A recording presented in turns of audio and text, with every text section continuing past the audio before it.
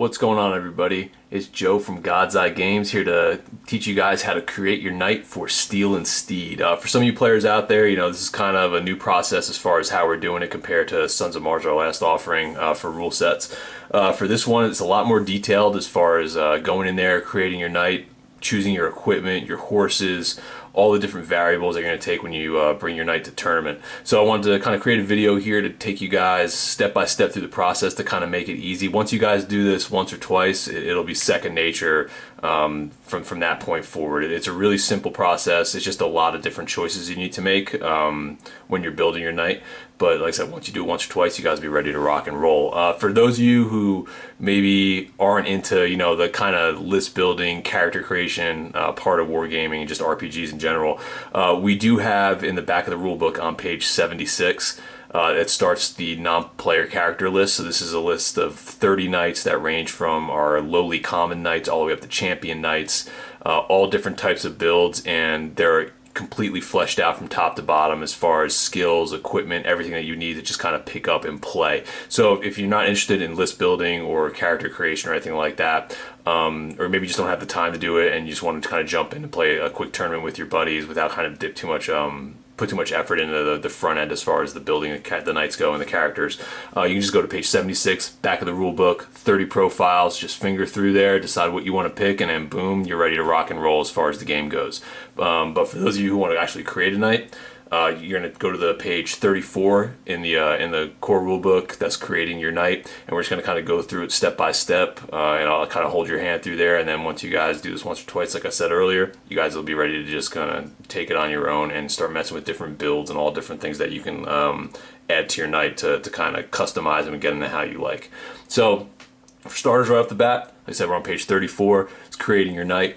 The opening of this part of the rulebook right here, it just kind of takes you through the things that you're going to find in the stat block. It's going to be strength, agility, charisma, movement, vitality, charge, sustain, counterattack, defensive stat, your armor stat, and then on page 35 it's going to be jousting and archery. So those 12 core stats, they make up your knight's stat block, as you guys can see right here on the page, and we're using the PDF too. It's the same thing as the rulebook, page numbers and everything. So whatever you see here will correlate over to the printed version of the rules.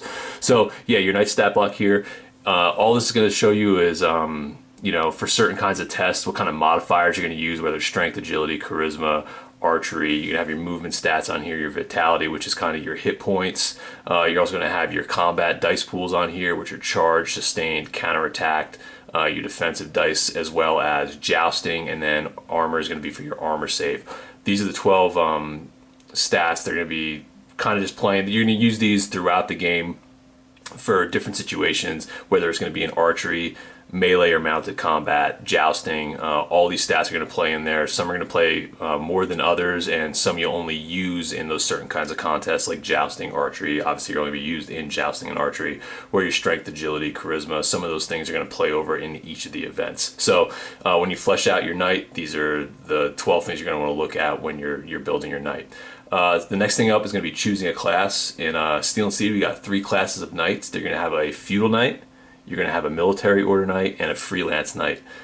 Each one of those knight classes are, they start off with a similar stat block. All the stats are exactly the same.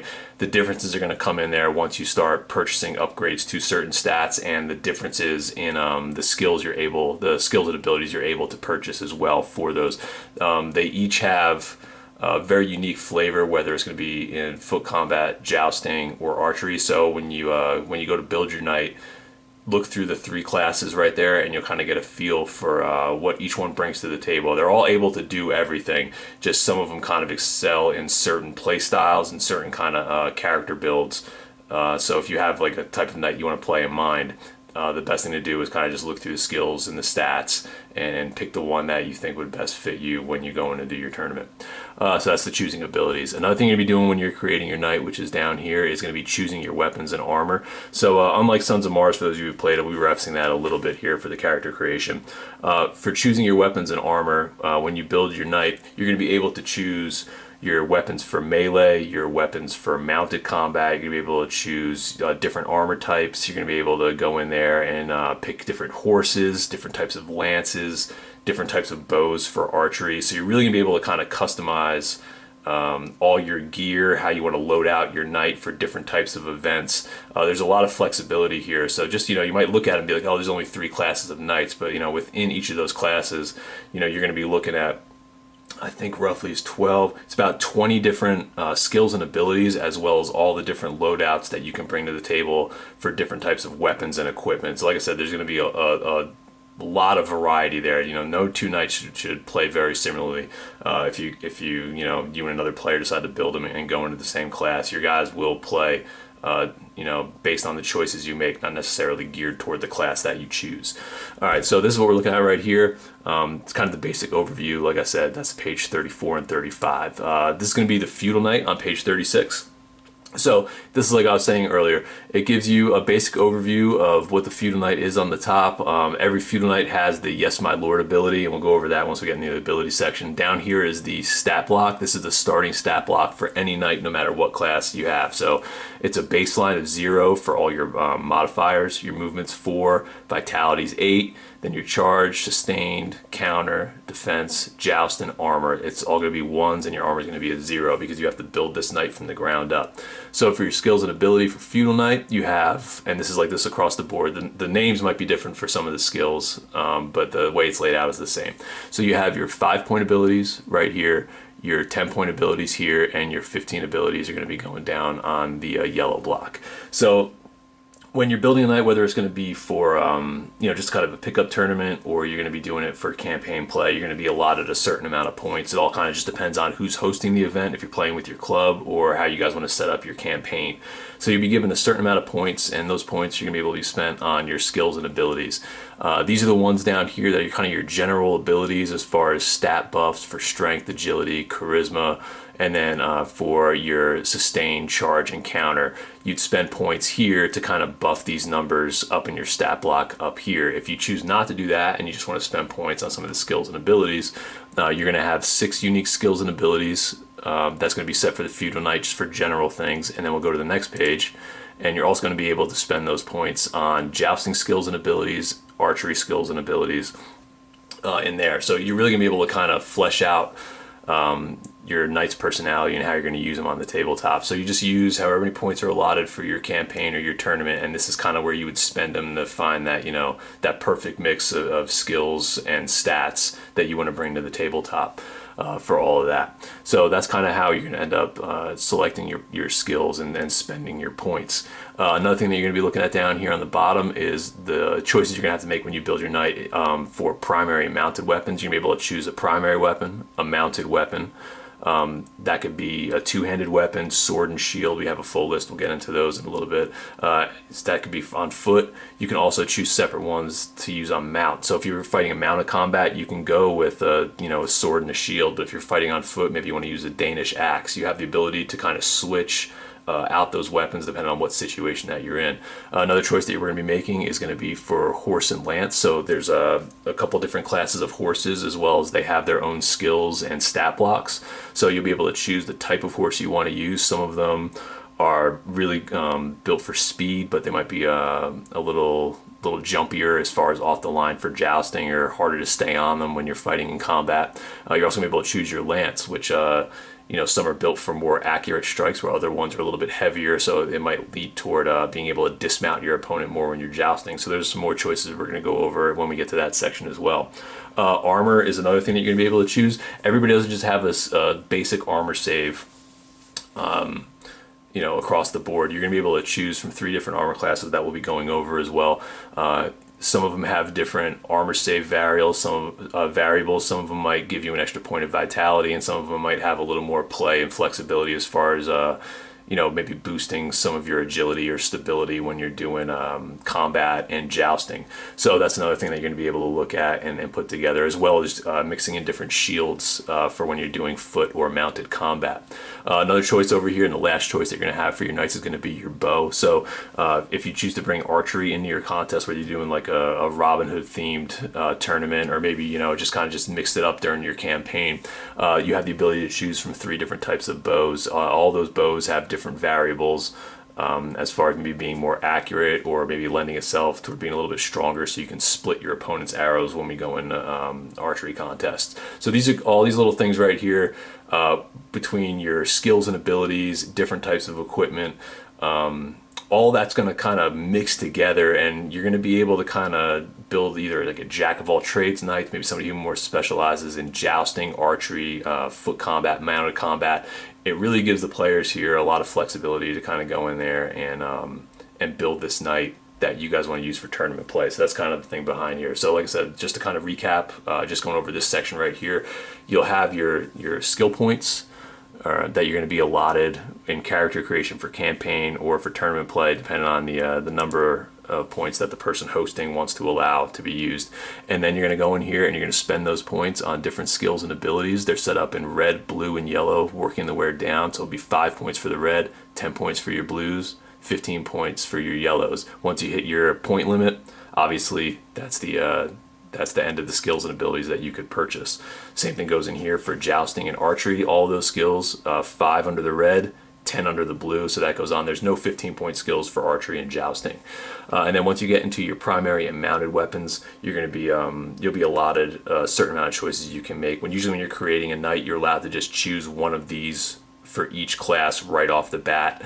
You know, if you're hosting an event, you might want to limit certain choices, or maybe allot a certain amount of points or things that you can choose from to create your knights. That's completely up to you. Like I said, in the campaign, we have a certain way to set that up. If you read the campaign rules, just go through that and it'll hold your hand as far as what you're able to choose for your knight. If you're hosting a tournament, it's just kind of whatever the rules the person hosting wants to do, but we do have guidelines in the book for that sort of thing.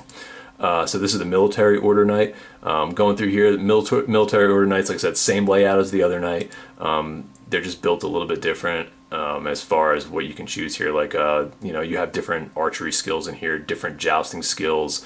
You have different skills as far as mounted and melee combat, just general skills, but everybody still has the same buffs for your strength, agility, and your charisma, as well as your sustain, charge, and counter. All those have the ability to purchase upgrades for those, no matter what class you're in. The military order knight, definitely a build that's more geared toward aggressive play.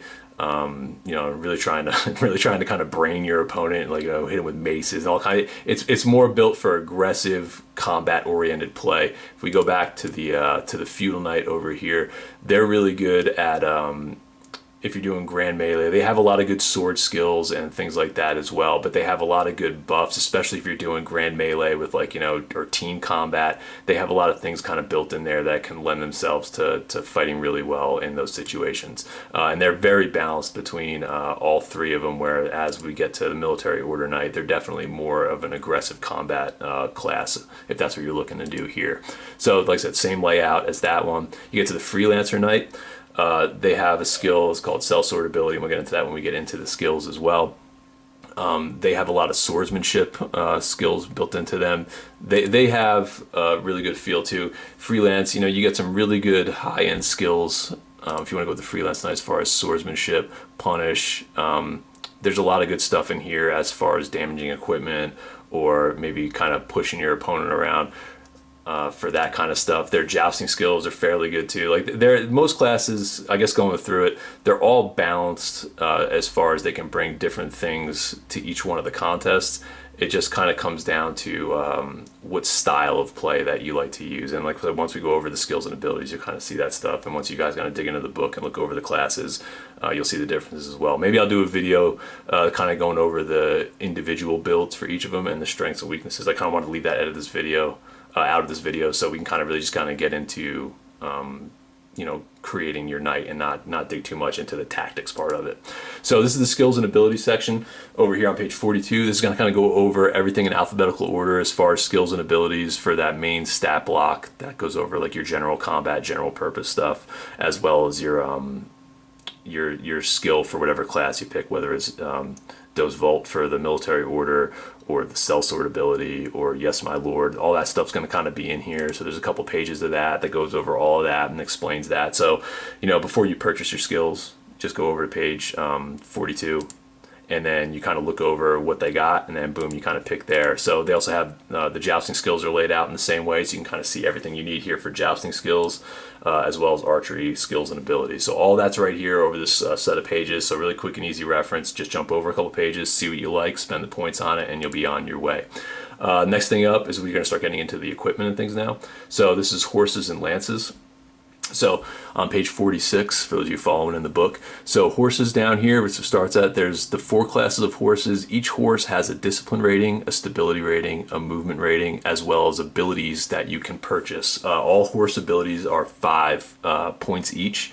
So if you have maybe leftover points from building your knight and you maybe have 5 extra points you don't want to spend it on, you can come over and you can spend it on some horse skills to kind of maybe give you a little bit of a boost when you're jousting, or just maybe doing mounted combat in general. So you're going to look at each of these. Some of these skills will lend themselves to the strengths of the horse. Other ones kind of mask some of their deficiencies. And like I said, once you go through each of the classes, you'll be able to kind of figure out what does what. Each class of horse, depending on what you choose, is going to be built differently. Some of them are more geared towards speed. That'll play heavily into the joust, as well as moving around in mounted combat. Other ones going to be more about discipline. That's going to be kind of getting off the line when you're doing jousting. And other one's going to be built around stability, which is if you get hit in the joust, or if you get thumped in mounted combat, that's going to be it's going to be a vital stat to keeping you on your horse and not getting knocked to the ground. So that's what stability is for. So each one of the 4 horses, there's a destrier, the palfrey, you got a courser, and a rouncy. So each one of them has a very unique feel and lends itself to a certain play style depending on how you want to build your knight. So look at it almost as a pairing. What do you want to accomplish as far as jousting or mounted combat? Try to pair yourself up with some of these horses that can lend itself to the build that you're doing with your knight. Lances as well down here. Like I said, and you'll see as you go through, there's no prices allotted to this. If you do campaign play for 10, I believe it's 10 gold coins, you're able to kind of purchase any piece of equipment that you want to get. Horses are in that mix as well. So that's kind of how it's priced out. So it's all the lances, bows, equipment, the horses, they're all balanced, so they all kind of cost the same from that perspective, but they're balanced differently to lend themselves to different types of play styles. So like if you're looking at your lances right now, we'll go down here. Your light lance, you're going to get 2 jousting dice. You're going to get 1 stability die, but no strength bonus. So kind of what this means is when you're jousting, you're going to get 2 extra die to your dice pool. For stability, since it's a lighter lance, it's going to be easier for you to stay mounted on your horse if you end up getting hit. So that's a bonus to being able to stay on your horse with your stability. But when it comes to knocking an opponent off, you get no bonus with the light lance because it's a lighter lance and not enough of weight behind it to really give you a bonus when you strike an opponent in the joust. The standard lance, you also get 2 dice to that. You get no stability bonus, so whatever your horse's skill is, that's kind of what you get. And then the strength is a +1 if you're able to try to dismount your opponent in the joust. And then the heavy lance, you only get 1 die. Your stability, you take a penalty, but you get a +2 with your strength when you go to hit your opponent when you're jousting. So as you can see, each of these can lend themselves to different play styles. We're going to do a jousting video as well. It's going to kind of go over this stuff, as well as some of the different striking techniques and builds that you can use when you're jousting, and the combination of all 3 of those and the choices that you're able to make in each pass will really come into play as far as strategic choices and being able to kind of play the score, whether you're ahead or behind, and try to make an impact and turn things around. So as you can see, like I said, this is the lances and horses. There's a lot of different choices, a lot of different builds that you can kind of go with here, combining your knight build with your horse and your lances. So next up, we're going to be looking at the horse abilities. This is the same thing as the other abilities as far as how it's laid out. This gives all the horse abilities here, what they do, how you use them during gameplay. Like I said, there's burst, downhill, gale. It just depends on what horse you choose. Each one, like I said, has 3. They all cost 5 points each, and they're all different depending on what horse you decide to choose. Next up is bows. So for the bows, this isn't like this isn't going to be a major choice as far as fleshing out and building your knight, because most of the time your horses, your lances, your basic equipment for your foot or mounted combat. It's going to get used a lot more because there's a lot more events for those kind of things. Archery definitely takes a back seat as far as how often you'll be using things during gameplay. But like I said, if you're setting up custom tournaments that have archery built into it, then this will be a choice that you make. But in campaign play, it's definitely the lesser of the lesser of the contest that you will be running into. So for your bows right here, it's very simple. You have a short bow, a regular bow, and a long bow. Each of these bows, they have just simple modifiers built in. You're gonna have an archery +1, but for the short bow, but your splitting will be a -1. So if you're looking for more accurate shots, but maybe if you find yourself in a situation where you have to split somebody's arrow to take points and give yourself points, you're gonna be at a slight disadvantage to be able to do that. But like I said, if you're playing out ahead, the archery +1 is gonna play really nicely into the gameplay because you're gonna be able to get higher numbers on the table and kind of be able to pad your numbers as you know, as an accurate shooter with the bow. The standard bow is just what you see is what you get. You get no bonus or no negative modifiers either. It's just kind of your straight skill as an archer, however you build them out. If you build out those stats and skills, the standard bow is just, you know, run of the mill, nothing special to it. And then the long bow, that one we have it set up so your accuracy as far as hitting the target is going to be a -1. It's going to be you're a little less accurate with it, but as far as splitting arrows goes, you're going to be a much stronger bow with the long bow at that range, so you're going to be able to split your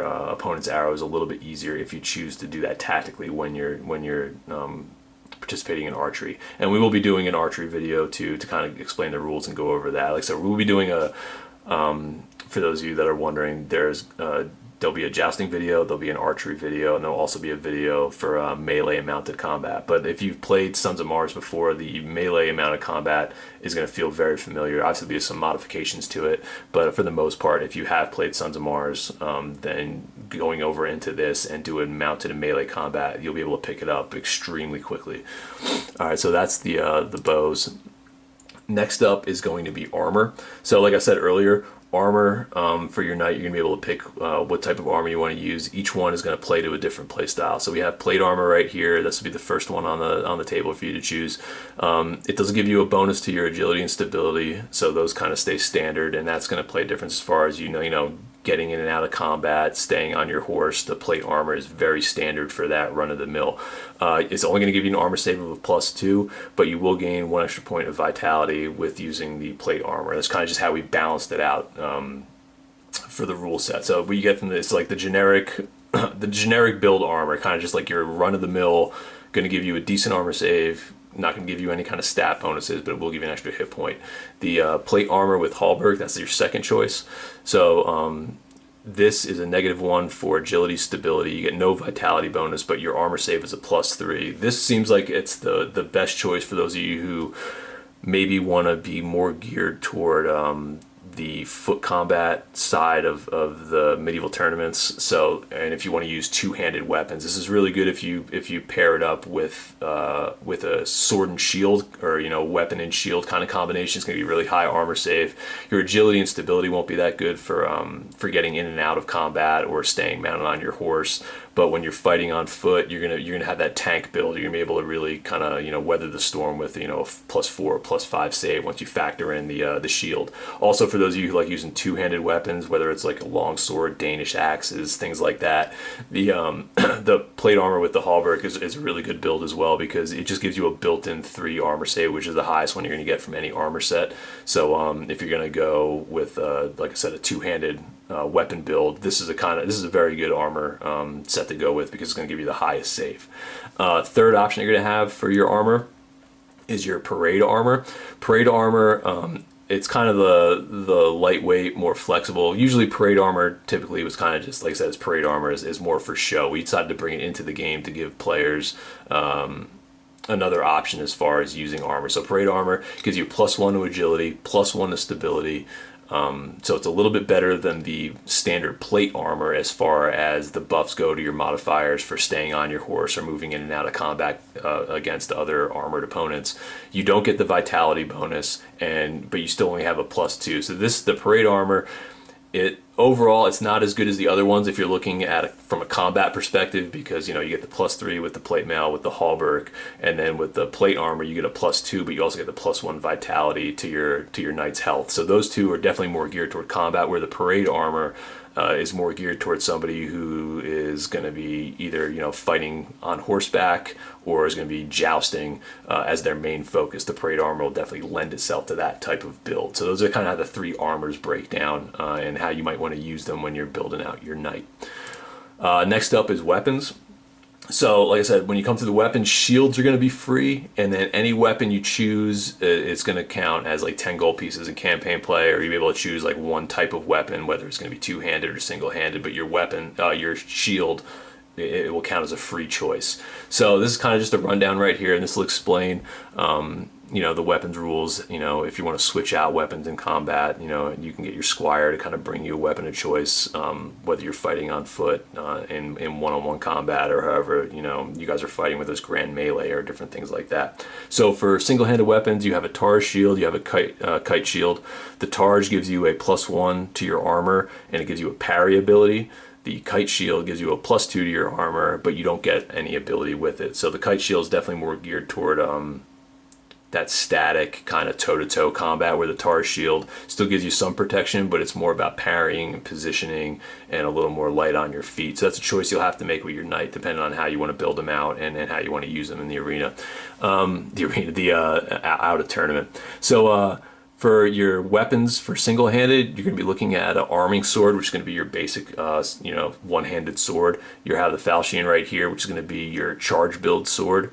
And then before we get into this too, for those of you who aren't familiar with it, each of these you're going to have a charge, sustained, counter, defense, and armor stat for all the things here, and it goes down on the table and explains what they are. So depending on what kind of build you want to put together for your knight, you'll also choose a weapon to kind of complement that, whether you're doing jack of all trades, or you're just going to kind of, dump all your focus into whether it's charge, sustain, counter, whatever kind of build you want to build for your knight.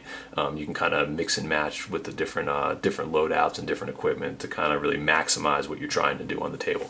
So like I said, we had an arming sword here, more geared towards sustained combat. There's no skills that are attributed with this one. This is kind of like your jack of all trades weapon. It'll be good in any situation, but not necessarily great, or is going to be able to turn the tide of battle just because you're using it. The falchion is the same thing. This one is more geared toward your charge. It has two dice added to your charge pool, but sustain and counter, you're only going to get 1 dice with that. There's no ability here either, so that one's more geared toward those of you who like to maybe be a little more aggressive in combat, create distance, cycle charge, things like that. It's a great weapon for that. Next up is your mace. Not really big on the dice pools here, but you do get stagger built into it for your abilities if you get a critical success with the mace. So this is a really good one if you want to kind of go in there and just wail on somebody, but also create distance just through doing damage through combat, opposed to having to burn your actions to maybe push or disengage. So that's kind of the functionality of the mace. The Morning Star, as you can see, you get no charge bonus with that, but you definitely get a little bit of a boost in sustained with 2 dice. This one also gives slash, and you're going to notice some of these are carryovers from Sons of Mars for ability. So the Morning Star gets a slash ability, which is a previous ability that I've used there that kind of focuses more on fatiguing your opponent. So critical successes, that'll go off as well, and all these abilities for the most part are going to go off when there's a critical success in a certain situation. So that's what you're looking at with the Morning Star. The flail, this is a pure aggressive charge weapon, is going to be the flail, so you don't get any dice bonuses with sustained and counter, but you do get 2 dice with the charge. The big thing with the flail is you get knockdown, so you're able to knock down your opponent with a critical success. You'll be able to attempt to knock down your opponent, and then also crush. So when your opponent is in the prone position and you hit them with the flail, there's a chance for you to do massive amounts of damage once you get them on the ground. So the flail, very good for aggressive players, and very, very good if you're able to kind of get your opponent on the ground. The Warhammer, same thing, not a very hefty dice pool, but it does have the knockdown ability. So the reason for that is obviously, you're giving up dice when you're toe to toe, But the knockdown ability, man, if you can take somebody down to the ground and keep them there, it's going to be really hard for them to kind of get up if you're in base combat. So the Warhammer is really good at kind of getting people on the ground and still having their dice pool a little spread out to where you can do some damage in sustained and charge combat. Last up is the Battle Axe. Battle Axe, another charge weapon build. You also get a sustained die with that. The thing that comes with this is Shield Breaker, so if you're fighting against an opponent who has a shield, you have the ability to possibly break that, which could pay huge dividends later in the fight, especially if they have one of the lighter armors for foot combat. If you take that shield out of the equation, it might be pretty tough for them to start making saves. So as you can see, all these single-handed weapons paired with a shield are going to play very differently depending on the choices that you make and how you build out your knight. So those are the single-handed weapons going through here. Next up is your double-handed weapons up top. So same thing as the single-handed ones, except for you can't use a shield with these. These take both hands for you to wield on the battlefield. You can't use these ones on mounted combat either.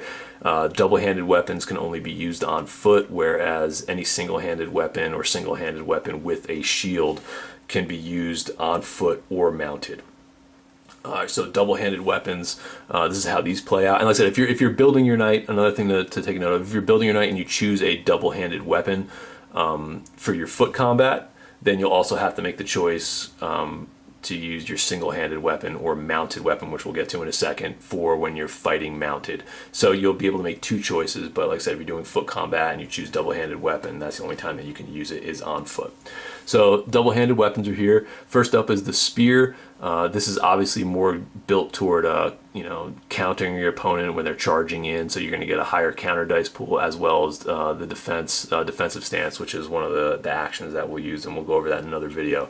But you're going to get a bonus to being a defensive stance as well. So the spear has also the long ability, which lets you attack from an inch away, and there's some bonuses for you as well as some negative effects for your opponent if you have the long ability and they do not. So with the spear, like I said, definitely built toward those of you who like to take maybe more defensive position when you're fighting or a little more cautious during combat. You probably want to look at the spear. Like I said, it's really good for kind of harassing and annoying your opponent from distance without necessarily doing lots of damage, but it also protects you from kind of getting steamrolled or run over, whether the person's on mount and you're on foot, or maybe they're a charge build. The spear is a really nice counter for that. Next up is your longsword. And you're going to notice this too before I get into longsword. The double-handed weapons, they have a much higher array of dice depending on what you're looking at here. So the dice pools are going to be bigger with the double-handed weapon, and that's because obviously it has to, using two hands on a weapon, it's going to be a little more strength behind your blows. So that's kind of a way to show this. This is definitely more of an offensive choice. With you sacrificing, obviously not having the shield in hand, so you're going to be having a harder time making saves, but your offensive output is going to be much higher if you go with a double-handed weapon. So the longsword, like I said, you get 2 extra dice to your charge, 2 to your sustained, 1 to your counter. There's no abilities for this. It's a very general purpose weapon, but like I said, its dice pool is fairly large compared to a lot of the other weapons, and it's spread out through a lot of the different situations you'll be having combat in. A very good weapon if you're just looking for balanced damage output in different situations. I'm just going to take a drink here for 1 second. Okay, next up is your Danish axe. This is definitely a charge aggressive two-handed build. You get 3 dice on the charge with this one, so for those of you who like playing aggressive, charging in the combat, making your opponent play on their back foot, Danish axe two-handed is probably the best of the best as far as that goes. You also get 1 die in sustained, so that's pretty nice, but you get nothing for counter, nothing for defense, so it kind of forces you to play on your front foot and be very aggressive when you're fighting against your opponents. It has built-in shield breaker. We went over that earlier. You have the ability to break your opponent's shield as well as crush, so if you get somebody on the ground, you can do massive amounts of damage with the Danish axe, especially if you knock somebody down and then you're able to charge into them while they're laying on the ground and you get some good dice. You can end a fight rather quickly with the Danish axe if things go your way, if you play aggressively. Next up is the halberd. Halberd's a good solid mix. Obviously you're going to be standing toe-to-toe. You're going to notice there's 0 dice right here. So in a toe-to-toe situation, halberd's probably not the best weapon to have, but if you're going to be aggressive and push in toward your opponent, you're going to get 2 dice for that, as well as being able to counter with the halberd. from a defensive position. So it's really good aggressively, and as far as counterattacking goes, you have a good choice, a good selection of dice to work with. But if you're standing toe-to-toe, not really a weapon you want to be using. Some of the things you have in here are long and slash, so you get bonuses from tacking an inch away. You're going to have, like I said, some flexibility with that, as well as being on the defensive end with the long skill. And slash, you're going to be able to kind of work your opponent's fatigue as well. While you're fighting. So those are kind of things that go with the halberd. Next up is the maul. The maul overall, you're going to notice, has the weakest dice pool selection here out of everything. You're not going to get a lot of points for the charge. It's a very heavy weapon, very cumbersome weapon. So as far as being aggressive and getting your opponent on the back foot, probably not the best choice for that. As well as countering, being able to react with this giant hammer in your hand is also not a good choice. But if you're standing toe to toe, that's where this weapon kind of shines. You're going to get 2 dice for that. But you also gain the knockdown and crush abilities, which are, really, really good for the maul, as well as cumbersome. So that's what you're looking at for the maul. Like I said, really good if you want to stand toe to toe. But outside of that, it really doesn't work too well. So it's great if you can get stuck in and stay there. But if not, you might have a rough time fighting in melee or mounted combat, melee combat or against somebody who is mounted. The last up is the poleaxe. Plays fairly similar to the Danish axe. If you look on there, the big difference is you're going to be able to play aggressive with it as far as the charge stats go, but toe-to-toe, you're not going to get any bonus, and you're going to be okay with the counter. The poleaxe compared to the Danish axe, obviously you're going to get the long ability, which is nice. You're going to get those bonuses at range as well as defending against the charge, and you're going to get shield breaker as well. So it's a multi-purpose, I guess, axe when you compare it to the Danish axe. It does a lot of things similarly, but it's not really a weapon you want to be kind of stuck in there toe-to-toe with. You either want to charge or you want to try to keep your distance and kind of just play, the long-distance poke game, and then maybe try to set some things up, whether you can get shield breaker off or some other things that might blend in well with the skills and abilities you chose when you built your knight. So those are the double-handed weapons and kind of how to use them in combat and how to kind of think about them when you're building your knight. Last up is going to be mounted weapons. So for your mounted weapons here, these weapons are not your jousting weapons. These are just it's a knight's lance and a heater shield. So if you want to use a lance in mounted combat, this is the weapon you would use, as well as the shield. So this would be your choice for mounted weapons. The heater shield just gives you a +1 armor, so that's your choice they have here. The knight's lance, it gives you 3 on the charge, and then you have no sustained, no counter, no defense. Just you only get the dice, I guess, that are kind of built into what your knight's stat block is for those. But for charge, you're gonna get 3 extra ones. The big thing with this is you get the impale ability on the charge only, which is absolutely devastating. It's similar to the death blow that you would use in Sons of Mars. So if you charge into somebody, you roll a critical success, which is a 10, and then they roll a 1. It's an automatic death blow. You automatically kind of take that your opponent completely out of the match, no matter how many vitality he has, no matter how things are looking for him. If that happens, you roll a critical success, and his armor save is a roll of a 1, a natural roll of a 1 against that blow. With the impale ability, it's lights out. You took that guy out. So it's a very high risk, high reward thing when you take the knight's lance. But like I said, if you're riding around on horseback and you got a solid knight with good stability as well as a horse and some skills that complement that, you can kind of ride around. You might be able to do some pretty serious damage with the knight's lance if you bring that in there. So that's kind of what we're looking at right now for mounted weapons. Like I said, this is a very specific thing that you can bring in there. You can also use the single-handed weapons with shield as your mounted weapons, but this specific mounted weapon, the knight's lance and heater shield, can only be used when you're on a mount. So those are the weapon layouts right there. This goes over all the weapons abilities on page 53. Explains what everything does for all the weapons, and then that's kind of the end of building your knight. This then leads into the campaign section on page 54. One thing I will note for campaign play, at the end of the campaign play section, there's a part there where there's rules for knight creation, for optional rules if you want to do it. It's all knights are not created equal is the name of the rule. It's at the back of the campaign section. So you go there and you just roll dice and you can modify your stat. So you know, say you roll a d10 and you roll a 1 or a 2 and you're on your strength stat. If you roll a 1 or a 2, you take a -1 modifier to your knight stat block. If you roll a 9 or a 10, it's a +1. Anything in between that, it just as it is. So it's a nice little way for you to kind of even add more variables and differences between everybody's knights after character creation. But it's completely optional. If you guys don't want to use that, the mechanic is not built into it. It's just something you kind of have to choose, whether you're playing campaign or whether you're fighting in a tournament. But it is in the back of the campaign section. But that's kind of how to go over whatever you're running right now, kind of how to build your knight, how to spend your points, use different combinations of equipment, skills, weapons, everything like that, and put it all together. I hope this helped you guys out a lot. I know we have assistance if you guys go on our Facebook group. We have a Steel and Steed Facebook group set up. I'll put the link at the bottom of the video on here. Also, if you go to the God's Eye Games website, we have links and setup stuff like that. And if you just want to have any questions in general, like I'm really easy to get hold of. You can just message me on Facebook, or you can just send me an email. It's just joe@godseyegames.com. If you got any questions as far as, you know, building characters, building your knights, setting up tournaments, just playing the game in general, or if you just wanted to shoot me a breeze, just ask me just a random question, feel free to do that too. I try to get back to you guys as quick as possible. You know, if I'm in front of my computer, if I got my phone by me, I'll try to, you know, hit you guys up and get you guys your answer when you need it. But I hope this video was helpful. You know, this is for, you know, building your knights. And like I said, keep an eye out for other stuff too, as far as, you know, help with the jousting rules, help with archery, help with combat, and some of the other things that we're going to go over. So like I said, keep an eye out for those videos. And like I said, if you guys find that they really help, just leave me some comments, let me know, and if they do, I'll try to keep cranking them out and make this as smooth as a transition for you guys as possible, so you can get on the tabletop, roll dice, and just enjoy yourself, and not have to really worry about grinding through the book and trying to find the information you need, because you already have it if you watch this stuff. So thanks for watching. I'll catch you guys later.